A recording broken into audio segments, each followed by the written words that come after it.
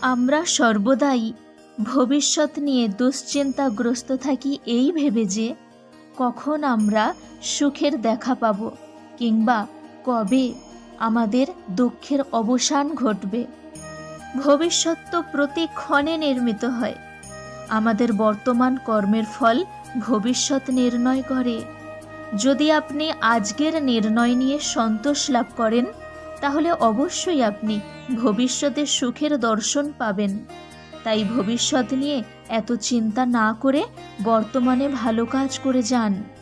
যদি আপনি সৎভাবে আপনার আজকের কর্ম করে যান, তাহলে অবশ্যই আপনি ভবিষ্যতে সুখদায়ক ফল লাভ করবেন। তাই সবাই বেশি করে হরিনাম করতে থাকুন।